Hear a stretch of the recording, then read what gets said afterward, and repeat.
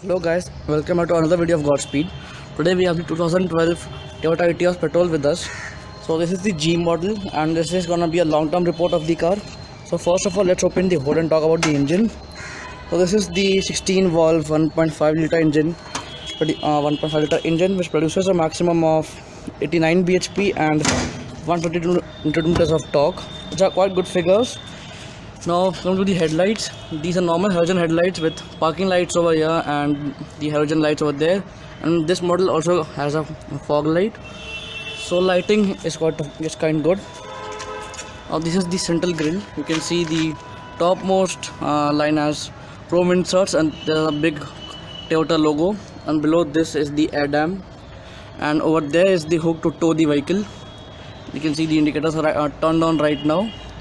So the design of the car is quite simple, and even today this car is mostly by taxi owners or by people who have their taxi agencies, because this is one of the most comfortable cars for taxi purpose. Now coming to the wipers, so the worst part about the car is only the wipers.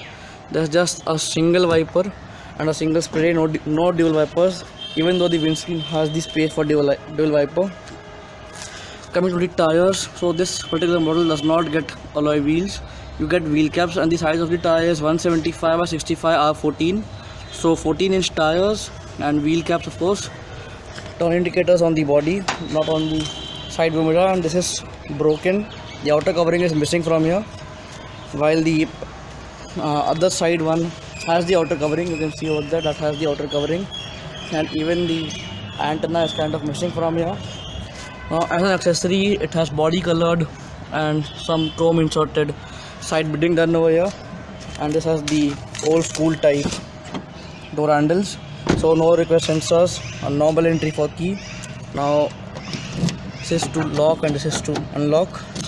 Normal key, no button locking key. And see, this is a Toyota car, but the keychain is of Honda. I don't know why is it like that. Now this is the side profile of the car. You can see quite long, and even the wheelbase is quite long, and even the ground clearance is quite good for those long weekend trips and for even taking it in roads that are not good. Now you can see Etios badging done over here. Large window frame so that you don't feel claustrophobic and get a wide view of what's happening outside. Now coming to the rear. So this car has some sort of dents in the bumper, while this is the rear tail lamp. This is the turn indicator, the reversing lights and the normal lights. You can see this is G variant, so G badging done over here, Etios badging done over here, and Toyota's logo and Toyota written over there. And this has a chrome strip, just complementary in all the models. So now just open the boot and check out the boot space, the amount of boot space you get. So again, have to manually open the boot, and the boot opens with a lot of sound and a sudden push. So you can see already a lot of luggage has been fitted inside, and there is the CNG. This model has CNG installed in it, so the pickup is not that great, even though this is fuel efficient. So you can see the loading lip is quite high, so that may be difficult, and the opening aperture is also quite good, not very bad, and you have to apply a lot of force to close the boot. Coming to the side, you can see the car is not in the best of its conditions. The bumper has also been nailed out.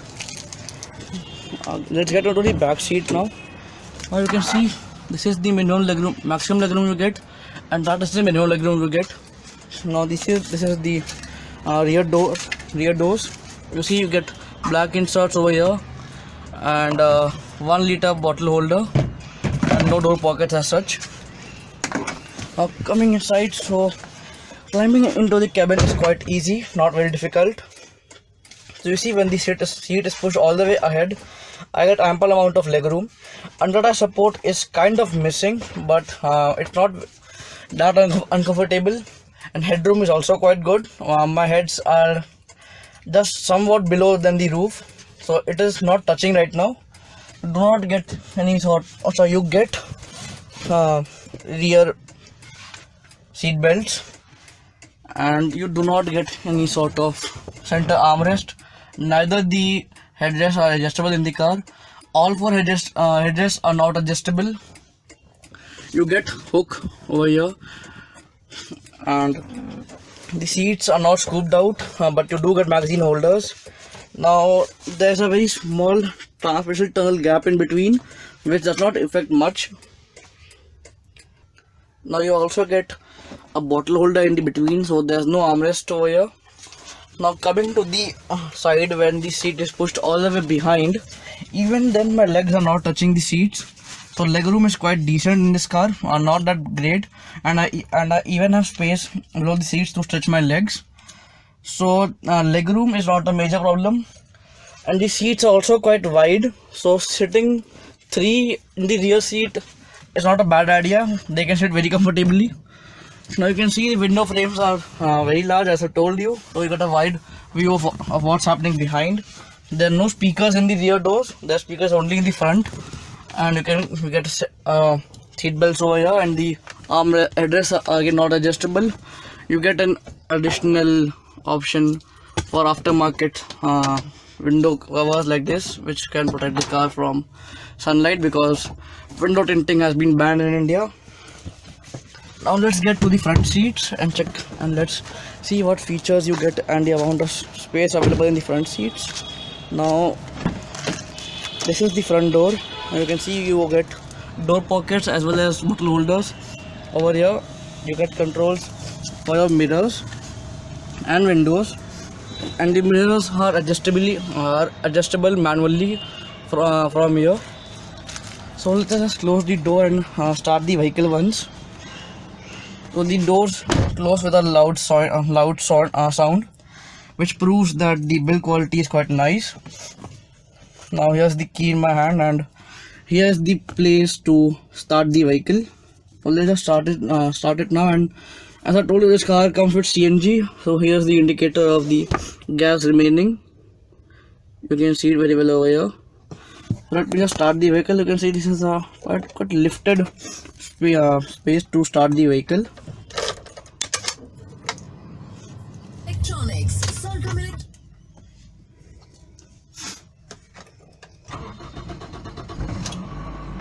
so it takes some time to start, and you can see a very basic steering wheel, and just test the horn. So again, the horn could have been better. Now no center armrest because there's a bottle holder over here.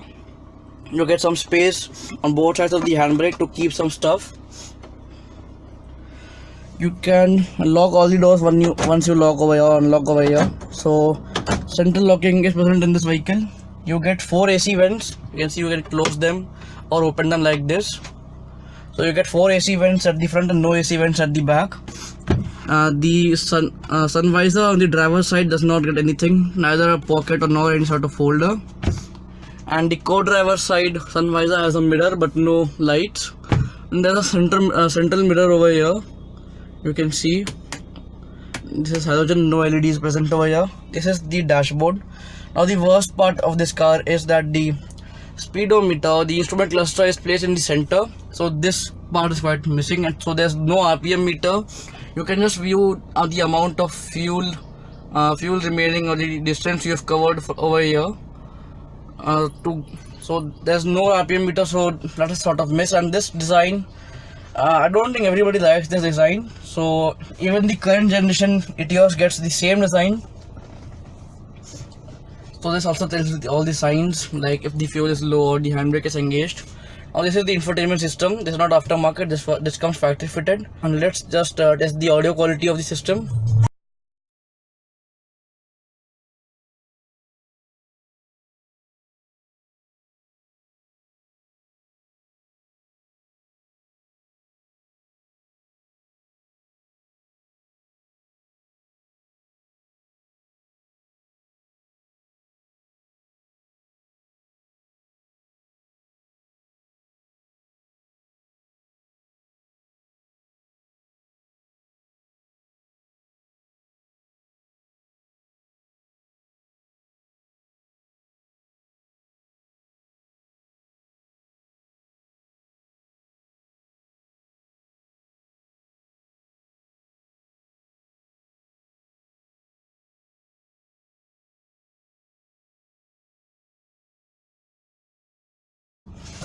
So the audio quality is also quite nice, but the worst problem over here is that you get speakers at the front only, as I've showed you during the time the music was playing. So the audio quality in the front is quite okay. You can see you get speakers also in the doors. So audio quality in the front is quite okay, but at the rear, audio quality is not a great. It's not a great because you does not get the amount of sound you get in the front seats. Now there's sort of storage place over here, which can hold some amount of keys. Even you can keep some stuff over here. Now this is the button to engage the hazard lights. Now this is a button to engage or switch off the fog lights, and the controls for the headlights are placed over here, and the controls for the wipers are placed over here. Let's test the wiper and see the amount clean. So you can see there's a single spray, and even when there's a single wiper, this gives justice to the job it does. So it cleans the windscreen nicely. Now this is the glove box. You can see this opens as a whole. So there's a good amount of storage space available over here, and this is some sort of cool because you can see if you open this up, the air flows from here as well. Let me close it for the time. So you can see the glove box is decent sized, not very big, not that small. And again, there's some sort of storage place over here as well. Some sort of storage place ahead of the gear lever. Now over here also you get this meter for the CNG gas remaining. This is for the headlight leveler. This is to open the hood of the car. And the engine is very much silent, I must tell you, because it's a petrol and as well as CNG is installed. So engine is very silent at idling. Then again there's a small storage place available over here which can house some keys from the house.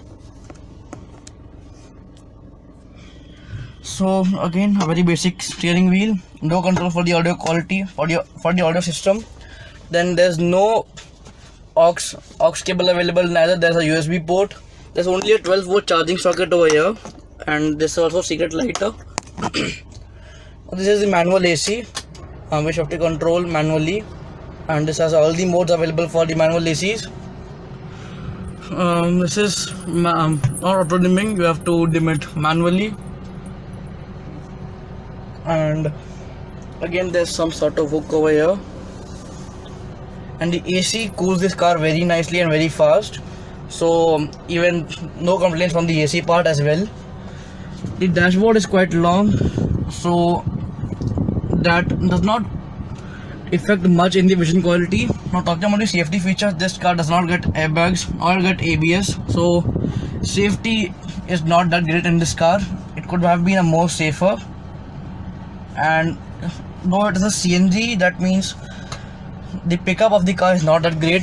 When you expect it to deliver much power, it does not deliver much power. But the steering wheel is very much responsive in cities and even on highways, and it weighs up on high speeds, which is for reference good. If the steering weighs up at high speeds, this proves the stability of the car. And even the turning radius is quite small, so it turns at a very small space. This system gets all the controls. We've already tested the audio quality over here. Now the seats are not that comfortable, but yes, they are not very uncomfortable at the same time. So the engine makes a lot of noise when you rev it hard. You could have heard it by yourself that if you press the accelerator, the engine revs a lot. Even if you touch the accelerator slightly, the engine starts revving at a very high rate and produces a lot of sound. And the sound produced is not very bad. It is a sort of good sound, and I personally like that very much. So there's no middle armrest, as I told you. The clutch is also on the lighter side, and even the gear shifts are quite smooth. So even in the city, it does great job. So guys, this was my review of the Toyota Etios. If you guys liked it, you have to hit the like button and subscribe to GotSpeed for more such videos, and do follow us on Instagram to get regular updates about high octane cars and the upcoming cars. I'll see you guys very soon in the next video. Goodbye.